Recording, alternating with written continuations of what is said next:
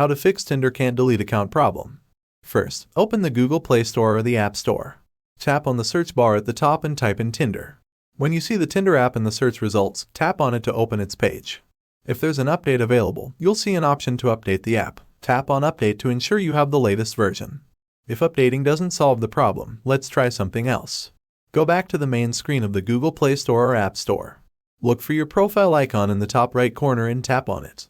From the menu, select Payments and Subscriptions. Within this section, find and tap on Subscriptions.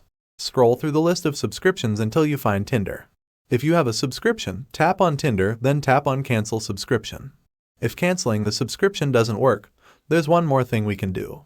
Long press on the Tinder app icon on your home screen. From the menu that pops up, tap on App Info or App Settings. Inside the app settings, look for storage usage and tap on it. Tap on Clear Cache to clear out any temporary data.